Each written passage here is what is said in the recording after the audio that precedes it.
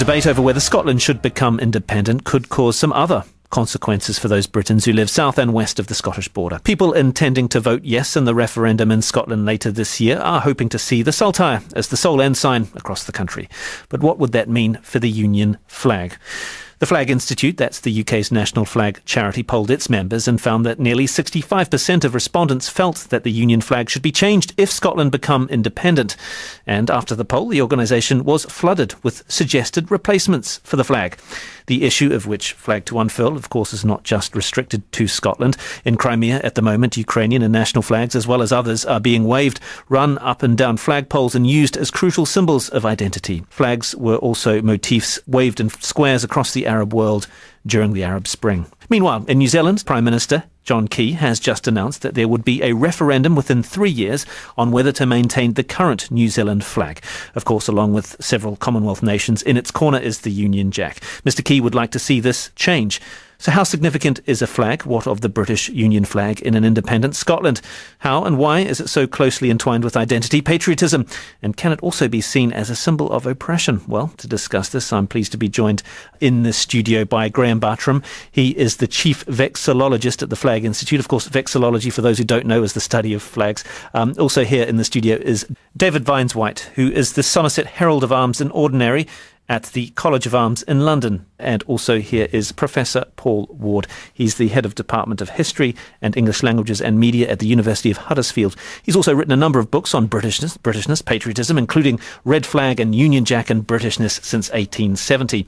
And on the line from Belfast is Liam Clark. He's the political editor of the Belfast Telegraph. Welcome to you all, gentlemen. Graham Bartram, I'd like to start with you. What did your respondents say when faced with the prospect of Scotland voting yes in a referendum? They consider that the Union flag needs to change. Well, they felt that given that the background colour of the Union flag is blue, and it's blue because that's Scotland, it doesn't make a lot of sense to have a blue background when the national flags as the remaining parts have no blue in them. So they probably want a new flag. That's not to say that the Union flag itself would actually disappear, because the Union flag came into existence before we had a United Kingdom. It came into existence in 1606. We didn't have any form of United Kingdom until 1707. So the flag itself may actually still exist, maybe for use on royal warships, which is what it originally came into being to do. But it would very much take a back seat. Oh, yes, it would be yes, it would become a minor flag. What is now a global icon would become a minor flag. It would probably go back to just being a jack, yes. What are some of the alternatives being proposed? I mean, you're being sent some kinds of proposals. I mean, I guess there are sensible ones and less sensible ones. People are looking at all the different symbols of England, Wales and Northern Ireland and working out which bits aren't represented. So, for instance, Wales at present isn't represented in the Union flag at all because it's considered to be part of England. So if Scotland leaves, maybe it's time for Wales to get a representation. Maybe change the background colour to green. Some people have suggested putting red dragons on it.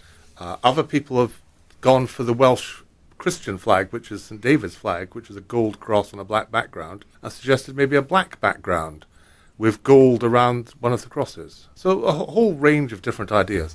Those are the, shall I say, the more in-field ones. The more in-field ones. I mean, what do you think about that, David?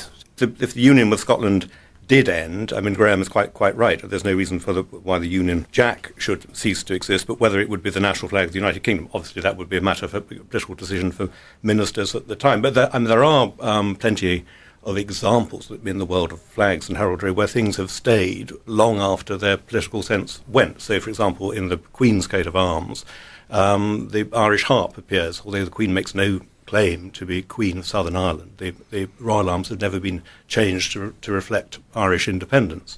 So it's quite possible to think it might annoy an independent Scotland that with a rump United Kingdom could go on using the flag. That is a political decision rather than an heraldic or flag maker's decision. I mean, do you see it as a sensible, serious debate that should Scotland become independent, and this is a big if, this is an unforeseen consequence of that, and something that is intrinsic to British heritage may change? Well, I mean, flags are historically specific, and I think we can recognise changes across the centuries by changes in flags. And I think from that point of view, a change in Scotland would mark a historic moment. I think the idea of continuity is very important because it also marks that sense that despite the symbols changing, somehow the underlying sentiments will remain.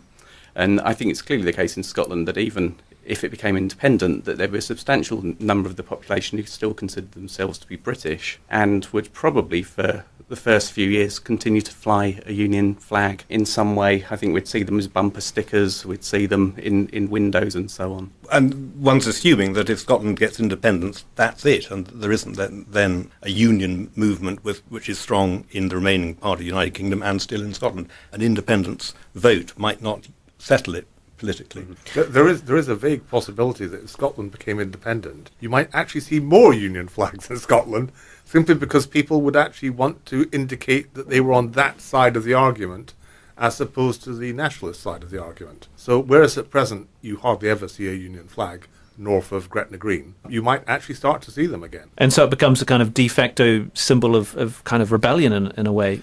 Not so much rebellion, but maybe allegiance to another cause. For instance, if you go to Western Canada, you'll quite often see Union flags, quite often old Union flags, that's without the red diagonals, flying from shops and premises there. And it's all to do with their identity as British Canadians as opposed to French Canadians. And I suppose also, Graham Buttram, that these flags don't ever die. I mean, I've been to Georgia a few times, and Georgia has the Cross of St. George in its flag, but actually the flag has changed twice since independence, and those who believe that, who kind of hark back to days of yore, use the old Georgian flag. Those who sort of more pro-European tend to use the new one. Those old flags, they still stay around, don't they? Oh, absolutely, and sometimes they come back. For instance, if you look at the flag of Libya, the modern flag of Libya is actually the flag of the Kingdom of Libya before Gaddafi. So that flag disappeared and was then brought back. And actually, if you look around a lot of countries that have had second revolutions, if you like, quite often they go back to an older flag. So Georgia, for instance, the current flag of Georgia dates back to, I think, the 16th century, if not earlier. It's a very old flag, and they chose that to represent their new country. Russia's flag, look what happened with Russia. Russia went back to its pre-Soviet flag, a flag that dates back to the 1700s. And with pan-Slavic colours, it's a flag that's repeated in several other countries. Liam Clark in Belfast, I guess the flag in Northern Ireland, it's an understatement to say it's an emotive topic. How would they feel about a change of the Union flag should Scotland leave? As you say, these things are argued very, very tightly in Northern Ireland. It would be a major shock to the system if Scotland became independent here, because the Unionist population generally trace their ancestry to Scotland and feel loyal to it. However, it hadn't struck me that they would have to drop the Union flag, because I think the Scottish independence movement are suggesting still retaining the monarchy, though they would have separate parliaments and a lot of legislative independence. I think Alex Salmond is saying we'd keep the Queen as the head of state. Here, all this is really understood along religious lines. In Northern Ireland, you have a situation where, in opinion polls, only maybe 20-25% of people say they would favour a united Ireland, yet nationalist parties get almost half the votes. And it's really a tribal contest. They don't want the Unionists or the Protestants to have a completely free rule, so they need an opposition force. Things like, I was interested to see the harp being mentioned, because the harp is basically accepted as a symbol by unionism here. It was in the crest of the Royal Ulster Constabulary. It's in the Irish Rangers crest, a harp and crown, and indeed the Northern Ireland flag, the official Northern Ireland flag, has a provincial symbol of a red hand, but that's looked on by nationalists as a unionist symbol, because the unionist paramilitary took it up. It gets very, very complicated here, and we had months of protest when they reduced the flying of the Union flag on Belfast City Hall last year. The issue still isn't solved, but it actually paralysed the place every Saturday for months. It still seems to divide many, doesn't it? Oh, it absolutely divides. It was Belfast was the big one. Belfast had been a majority unionist city for quite a long time, and during that period there was no dispute that the Union flag flew every day.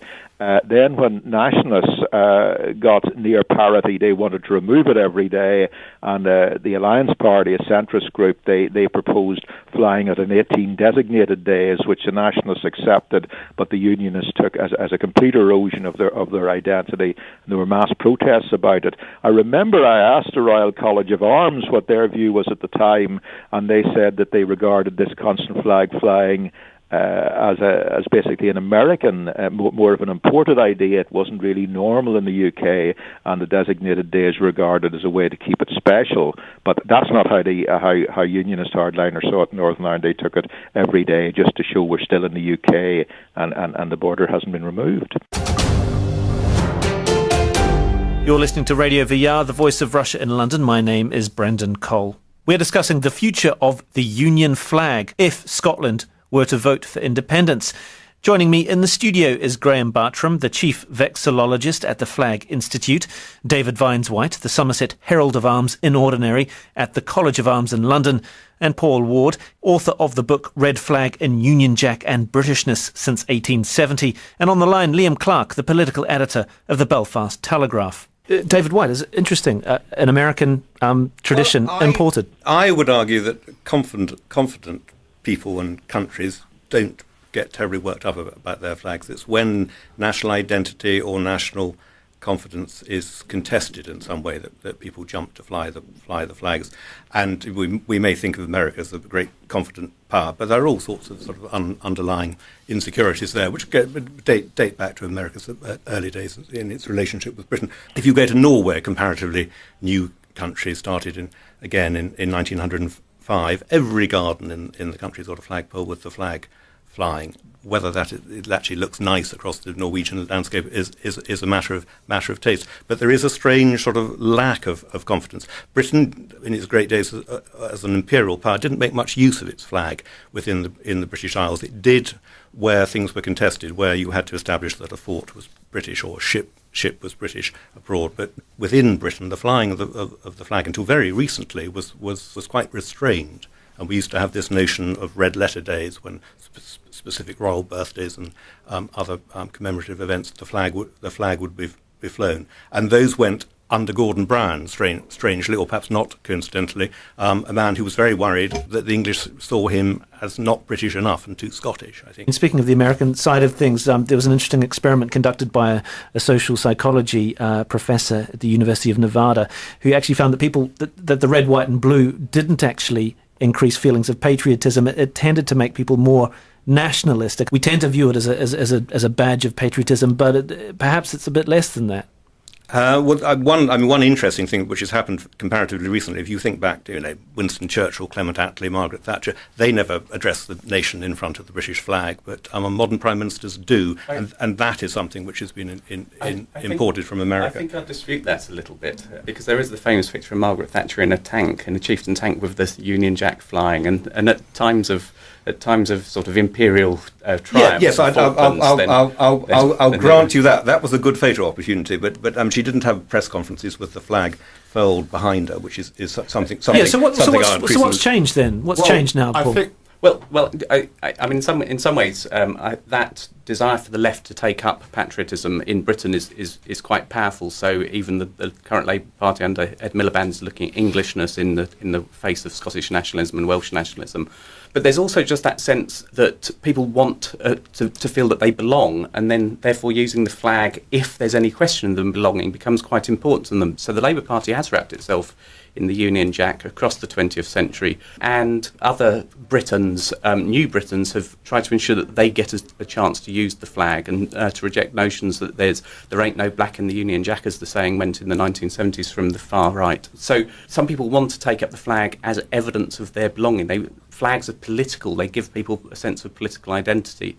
And where that political identity is at threat, flags are often used more often than when people take it for granted that being British is forever and eternal. So it fosters a sense of identity then, Graham? Absolutely. I think the Britain of the 1950s and before was basically a homologous state. Everyone in the country was the same race. They spoke the same language. They pretty well looked the same. They spoke very differently, of course, because we all had our strange dialects and accents. But we were obviously connected.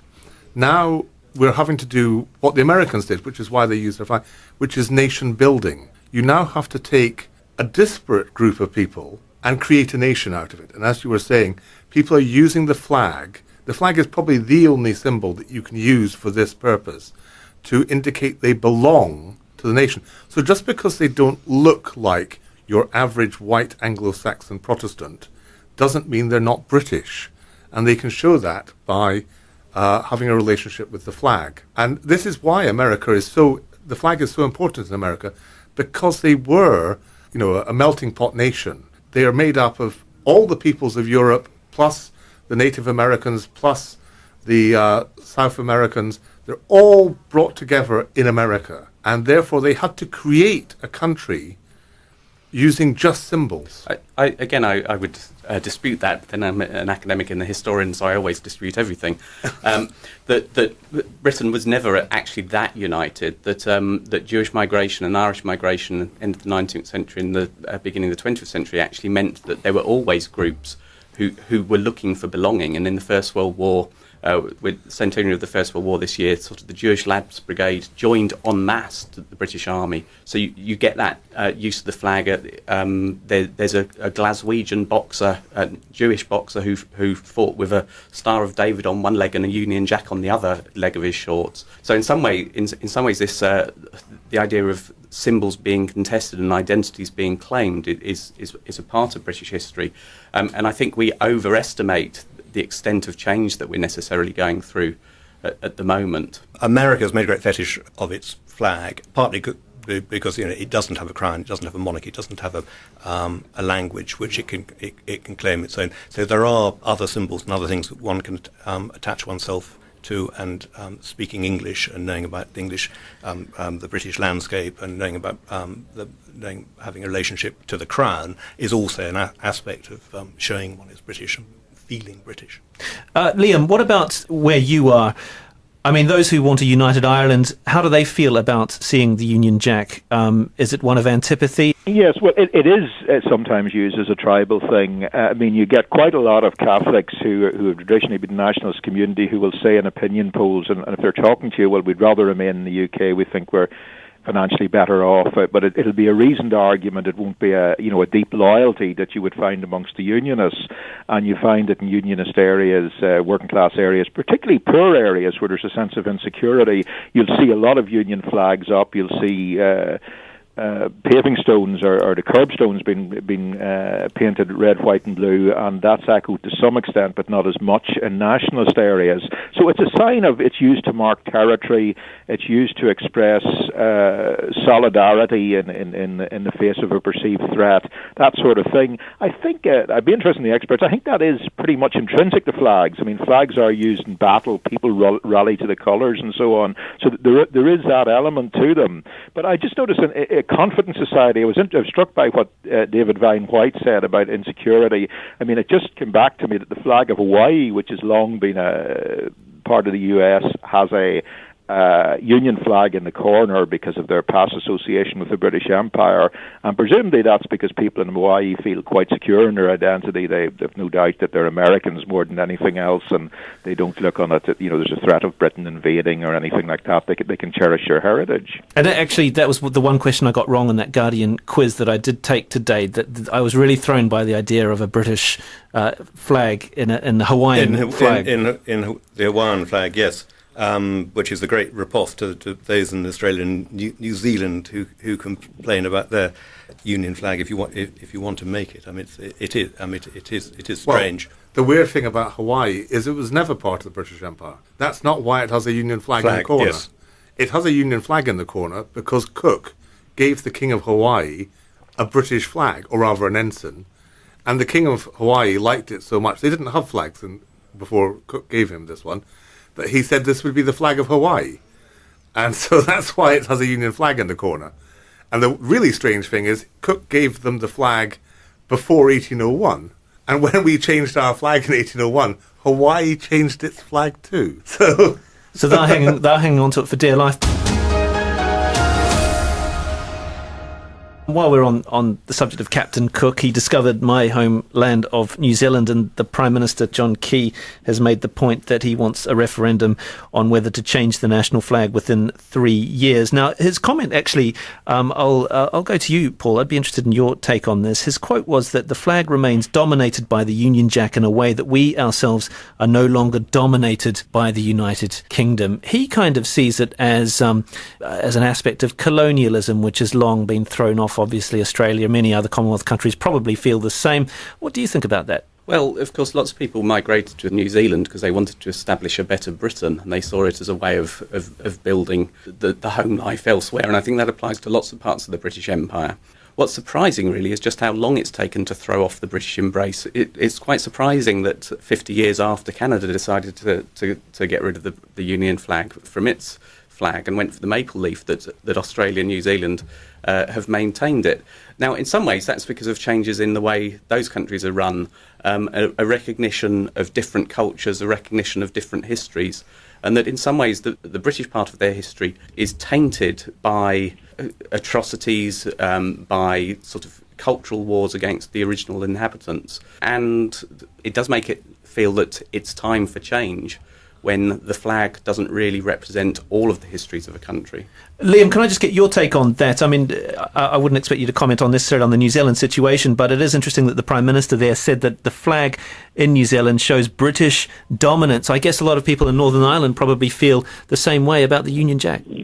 Well, I think it's seen as British dominance, but also as a symbol of Unionist rule. Unionists ruled Northern Ireland with a majority government for the first 50 years of the state's existence, and that leaves a fairly sour taste with many Catholics and nationalists. So it's maybe more in tribal terms. Now, certainly in the Irish Republic, it wouldn't have been possible until relatively recent years to have displayed the Union flag. I mean, since the Queen's visit, City of Cork turned into a sea of Union flags when Queen Elizabeth visited it. But for many years, I grew up in the Republic myself.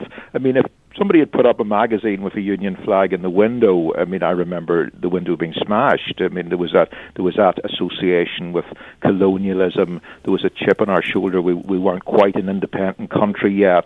But as Ireland has become more confident in its independence, then that hang-up has tended to go. So I think flags, there's a deep link with insecurity there. And Liam, I mean, we're 2 years before the centenary of the Easter Uprising. I mean, do you think these symbols of flags will become ever more prominent in 2016? Well, I think 2016, it's hard to say, but I think it'll go off fairly smoothly. I mean, relations between the Irish Republic and Britain have really never been better in the history of the Republic. They're very close in terms of trade and cooperation and loans and cooperation in power supply, cooperation in Northern Ireland. So I think it will probably go off more as an historic event. I think Republican dissidents, which are quite a small group in Northern Ireland, will try to do something dramatic on 2016 if they can manage it. Graham, some of the opposition to changing the New Zealand flag is that this in fact was the flag that New Zealanders died under during 2 world wars, and of course some Anzac troops were key in the First World War. At the moment, only 28% of people want to see the flag changed. How do you see it playing out? What do you make of the arguments being made there? Well, I noticed that the Prime Minister in his speech made the point that the flag wouldn't change before the 100th anniversary of the Gallipoli landings. So he's obviously timed it so as not to run into that particular hurdle. It's always the problem if you want to change your national flag, that, as you say, people have died for it. So changing it becomes a very emotive subject. There's quite a bit of myth-making, certainly in Australia, and I think also in New Zealand. Australian imperial force and all the Anzacs and all the Canadians and the Indians, they were fighting under the Union flag, and it's a modern projection back to give a sort of national resonance to what has now became in 52 or 53 the Australian flag, to say that was a national flag, and with a slight rewriting of history there. But it's a very emotive argument. But it's certainly no affront, I suppose, to national identity. I mean, as you mentioned with the harp, the Irish link behind the royal flag there, these things can take on new significance over time, and we can perhaps forget about the fact that, well, at one point it was a colony. Absolutely. And I mean, if you look at the Australian and New Zealand flags and Britain's remaining colonies, they've followed exactly the same pattern, with, in heraldic terms, the Union Jack in the senior, most important part of the flag. But that can take on a new meaning for a different time. Talking of the anniversary of the Irish Rebellion, one of the strange things that would be worth looking at is the red hand emblem is in fact the emblem of the Irish Citizens' Army, the very people who stormed the post office. On their uniforms was the Red Hand of Ulster. The Red Hand's a very old symbol. It's actually goes back to Gaelic Ireland, where a chieftain was claiming territory, and it was a race in boats, and whoever could touch the shore would get Ulster first, and one cut off his hand and threw it with the shout, Lam Darragaboo, the Red Hand forever. And he got the land. So it's used by GAA teams, it's been used by the Irish Citizen Army, but I think it's a bit tainted for nationalists now because it's also been used by a loyalist paramilitary terrorist group called the Red Hand Commando, so it tends to have that association, though, as you say, it's a far more ancient association with Gaelic Ireland before there was the British or the Normans or the Scots-Irish had arrived. Graham, what should a good flag have? What constitutes a really good, effective flag? One that people can identify with, and one that they can draw is a good point. Sometimes new flags are so complicated that if you actually asked a school child to draw their national flag, they'd not be able to, or at least not be able to draw something that was recognisably their national flag. So Japan would be a good flag. Japan would be an excellent flag. The Union Jack is pretty easy to draw. The Union Jack is an excellent flag because it's so unique. In terms of how easy it is to draw, it's a nightmare to draw properly. Well, to do it properly, but you can do a good child's sketch of the Union Jack. You need children to be able to draw lines at 36.27 degrees and things in order to get the actual lines right. But try and keep the number of colours low. Although, having said that, of course, one of the most successful flags in modern history is South Africa. It breaks all the rules about flag design. Why does it break the rules? It's got far too many colours. But they've made a plus out of a minus. They call themselves the Rainbow Nation. They have the rainbow flag, they have the Rainbow Nation. But all you need is for another country to put in a lot of colours into its flag in that pattern, and then you've got confusion. Yes, I mean, the comparatively few flags in the world don't look like somebody else's. Britain is very lucky in having a flag that doesn't look like somebody else's. Australia and New Zealand look like each other. I mean, Chad and Romania are essentially the same, I think. But, but fortunately, Chad and Romania don't have a land border, so no problem arises. In fact, I seem to remember there was a poll they did a Vox Pop in New Zealand and asked people to identify either the Australian or the New Zealand flag, and quite a few of the New Zealanders, I mean like 30 or 40%, couldn't tell which one was which. Oh, goodness me. That's one of the reasons why they might be thinking of changing it. That's a shaming statistic. Paul, you mentioned the Canadian flag changed very relatively recently, 1965. It's now an iconic flag that virtually everybody can recognise. So these flags can take on quite significance and be recognisable internationally very, very quickly, it seems. Well, absolutely, but I think it's part of a sense of identity and history developing over the future, because lots of flags, I presume, have been designed and have disappeared because they don't get that purchase. Now, that would be the problem with any new design for a Union flag, that people would have to take up the design for it. It would have to start to make sense to them, and actually that's quite difficult to know how it would happen. My guess is that people would revert more and more to their national flags, and as in England and Wales as a way forward, rather than take up a new flag. I would say the other problem is that in the old days you had to design a flag if you're a child with a pen and pencil or colouring pencils. These days you can do it digitally, and it's certainly the case that you see just remarkable designs that people have done. But that's sort of the changed nature of our world. I remember as a child, and I'm not that old, but I remember as a child using encyclopedias to learn flags. And when I look at those encyclopedias in my parents' house now, all the flags have changed. Not quite all have changed. But there's an awful lot more of them too. Yeah, there's a lot of new flags. Now they take on purchase according to how countries develop and how they develop their sense of history. And actually, often they do refer back to a more distant past. They draw on something that sort of ignores the most recent period of history that's seen them dominated by someone else. Liam, I'll leave the final word with you. Because the Scots are wanting to stay under the crown, then it would be United Kingdom. Here in Northern Ireland, I don't think there'll be any easy answers to it. There was an American diplomat, Richard Haas, suggested we have our own flag. A lot of designs come up, an Irish flag with a crown in the middle, a green Union Jack, and so on. But not a single political party bought into any of them. They just divided along the old lines. That's all we've got time for. I'd just like to finish by thanking my guests. That's Liam Clark on the line from Belfast. He's the political editor of the Belfast Telegraph. And here in the studio, Graham Bartram, chief vexillologist at the Flag Institute, Professor Paul Ward, who's the head of History, English Languages and Media at the University of Huddersfield, and David Vines-White, the Somerset Herald of Arms and Ordinary at the College of Arms in London.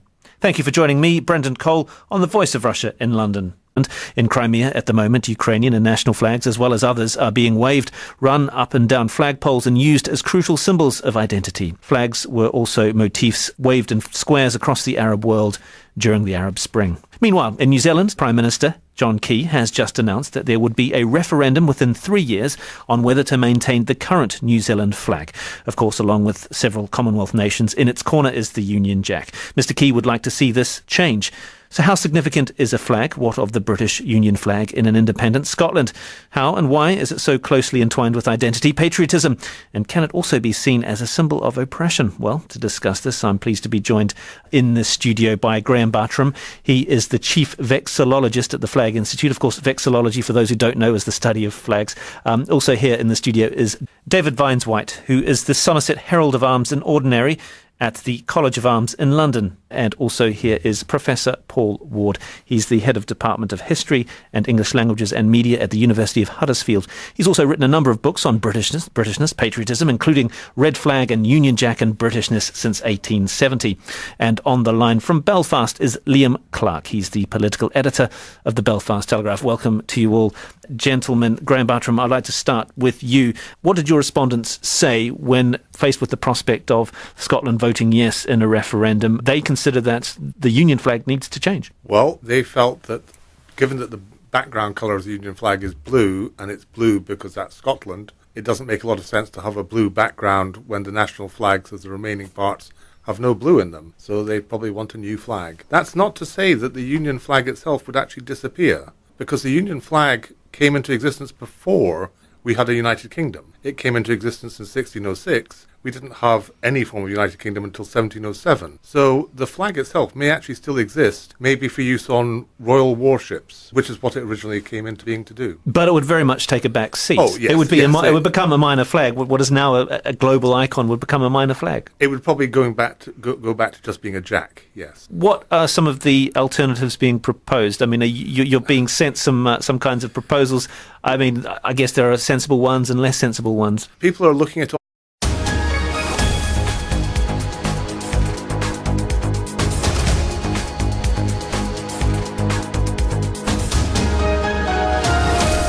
The debate over whether Scotland should become independent could cause some other consequences for those Britons who live south and west of the Scottish border. People intending to vote yes in the referendum in Scotland later this year are hoping to see the saltire as the sole ensign across the country. But what would that mean for the Union flag? The Flag Institute, that's the UK's national flag charity, polled its members and found that nearly 65% of respondents felt that the Union flag should be changed if Scotland become independent. And after the poll, the organisation was flooded with suggested replacements for the flag.